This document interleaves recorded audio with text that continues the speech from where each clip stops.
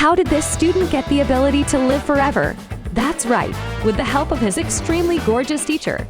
That's what we'll be finding out in this anime. Touta, an ordinary high school student, and his friends planned a sneak attack on their teacher Yukihime as usual, but were unsuccessful because she had a magical barrier protecting her at all times. Touta did this because if he can land just one hit on Yukihime, he and his friends will be able to go to the capital and ride the famous orbital elevator Heaven's Pillar. Touta's friends intend to buy magic weapons to even the odds after failing to touch Yukihime so many times. But even a simple one-time use magic weapon costs over 100,000 yen. Even if they sell their houses, they won't be able to afford it because they and Touta all want to go to the capital and climb to the top of the tower. They refuse to give up, and Touta tells them that they must train hard. Touta, on the other hand, was not going to train today because it had been 2 years since Touta's parents died in a car accident. Touta had also lost all of his memories when he met Yukihime by chance. She took him in, and they've been living together ever since. Yukihime is his teacher at school, but at home she plays the role of his sister. Touta wants to learn magic as well, but Yukihime is powerless to stop her. To defeat Yukihime, he had to rely solely on his swordsmanship. Touta's group failed to defeat Yukihime the following day. The team was feeling a little unmotivated when a teacher named Takeben approached them, saying that he wanted to help them reach their full potential. He gave the team magic wands to use, but Touta didn't have any affinity for magic. Instead, the teacher hands him a bracelet and instructs Touta to give it to Yukihime. Touta was thinking about how to give Yukihime the bracelet later that day. Touta was blushing when Yukihime appeared, and he told Yukihime that this bracelet is a gift to Yukihime for taking care of him for 2 years. He then dashes to his bed. Touta's friends ambushed Yukihime the next day as she walked out of a convenience store with a smile on her face. They successfully pinned Yukihime and Takebana before knocking them all out. Takebana reveals that he has been a bounty hunter for the past 6 months. He's been waiting for the right time to kill her, and now he has it with the help of these kids. He was on the verge of accomplishing his goal. He then uses spikes to attack Yukihime. Takebana plans to kill Yukihime when Touta arrives to stop him, but Eitozo intervenes before she can do anything else. Takebana severs one of Touta's arms. Realizing Touta is now useless to him, Takebana was about to call it quits right there, but Yukihime rushes over to protect Touta. Yukihime informs Touta that he can now travel to the capital, and she is pleased with Touta's gift.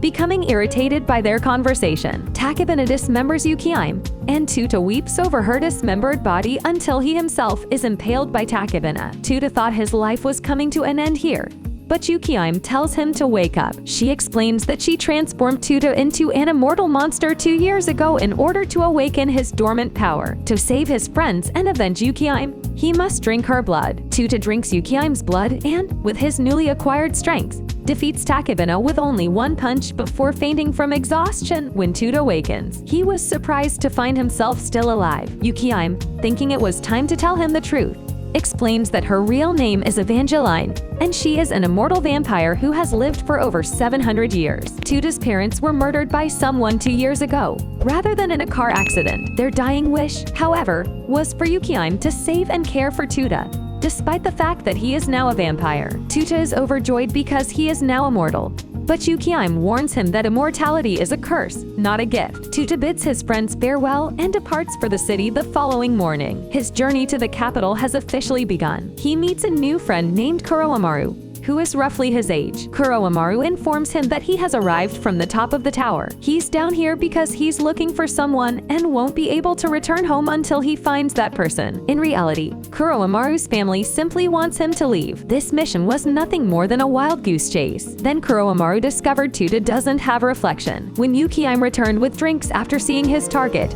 their conversation was put on hold. Kuroamaru draws his sword at her right away. Kuroamaru explains that he is a member of the Fushiguri clan, a clan of immortal hunters, and that he has been tasked with killing Yukihime, which has proven difficult. Yukihime, a high-ranking vampire, intervened before Kuroamaru could make his next move. Touta scolds Yukihime for killing Kuroamaru after she impales her hand right through his body. But Kuroamaru was also an immortal after waking up from being impaled. Kuroamaru clarifies that if he is unable to kill Yukihime, he will be rejected by his clan after hearing his tragic story. Yukihime amuses Kuroamaru by posing a challenge. If he defeats Touta, Yukihime will give him a fighting chance. Touta does not want to fight a pointless battle, so he imposes a condition. Touta throws a lot of punches at Kuroamaru, but Kuroamaru blocks and slashes back. They are basically equals, but Kuroamaru thinks he can end this quickly by severing Touta's head.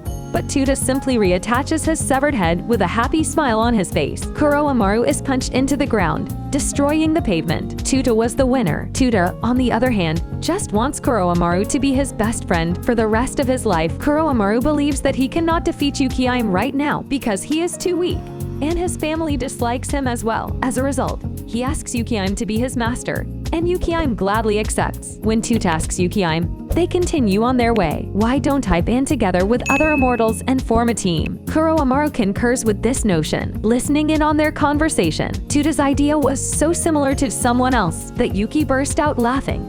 But before she could say the person's name, a fleet of cars drove towards them before stopping right in front of the three. Karen, a young lady, approached us out of the car and kneeling before Yukihime to welcome her back. This is an immortal organization called UQ Holder that Yukihime founded 20 years ago. The three are then escorted to the headquarters of UQ Holder, which is also close to the tower that Touta wishes to visit upon arrival at the headquarters. Touta learned that there are numerous types of immortals. In numerical order, they assess the power of the immortals in his organization. This guy's name is Makabe, and he's number 6, followed by Amaya, who's number 10. They've been in this organization for a long time. Despite the fact that he was raised by Yukihime, Touta must still follow the procedure if he wishes to join this organization. Touta and Kuroamaru are required by the rules to fight one of the numbers. They only need to land one hit and can use any type of attack. Karen quickly decided to go up against Touta, and Makabe will square off against Kuroamaru. Touta thought it would be simple, but his face quickly collided with the ground. Karen and Makabe have incredible fighting abilities and have been in this organization for a long time. Later, while Kuroamaru and Touta were discussing how to pass their test, a maid passing in front of them suddenly trips and falls due to carrying too many bags. Shinobu is her name, and after assisting her, she informs them that she is not an immortal. She is just a regular human, but by chance, she got a job here as a maid to assist their new friend. Touta and Kuroamaru will carry some boxes to the storage. Touta convinces Kuroamaru to come check it out with him after hearing a voice calling to him curiously. After walking for a while, they arrive at a building and meet a drunk talkative guy. Jinbai is the name of this drunk. He is also a UQ holder and currently ranks 2nd. Jinbai tells Touta to try lifting the sword over there, as he is just behind Yukihime and above the rest. If he can lift it, he can keep it. Touta tries his hardest and uses all of his strength, but he fails. This is when Jinbai tries to explain the plot to Touta. Many have tried, but only a few have succeeded in removing it. But Touta then hears a voice telling him to turn the dial on the sword, after which he can easily lift it. Touta discovers, much to Jinbai's surprise, that the sword can communicate with its wielder. This sword is unique in that the wielder can change the weight of the sword when Jinbai modifies it up to 1,000 kilos and throws it back to Touta. Touta is unable to hold the sword and is dragged through the floor. The sword possesses tremendous power. Jinbai alters the weight of the sword even further with a single swing of the sword. The two were aware of the sword's power. Jinbai tells Touta that while he may not be able to use the sword to its full potential right now, with training and willpower, he will be able to master it after 7 days of practice. Finally, the two decide to take their test. They are now more confident that they will pass. The first match was a rematch between Kuroamaru and Makabe. Although Kuroamaru has improved, his movements are still too easy to read. Kuroamaru employs his arm after some deliberation. That was just cut off so Kuroamaru could stab Makabe when he didn't expect it. As a result, Kuroamaru defeats Makabe. This is when we realize Makabe is immortal due to his life. If he were to die, they would only take away one of his lives, and he currently has 254 lives left on Touta's side of things. He has the edge of a Karen and is about to strike when he hears Shinobu's cry for help. He dashed to her location and discovered that she was surrounded by monsters. Touta was about to charge in and attack them, but Karen intervenes before he can do anything stupid. She tells Touta that she will lure the monsters away while Touta goes to save Shinbone. Touta arrives to support Karen after saving the maid and increasing the weight of the sword by 500,000. He crashes down where Karen and the monsters are slaughtering. Yukihime later came to explain that there must have been a hole in the basement where these monsters came from. But Yukihime then reminds Touta that the day is almost over, and he hasn't yet passed his test. Touta, on the other hand, did manage to tore up her outfit with his previous attack, so Karen agrees that Touta has passed, and that Touta is now an official member of the UQ Holder. That's it for this part. So let's wait for the next one to see how things go. In the meantime, subscribe to the channel and don't miss out on the other entertaining anime videos. Peace out.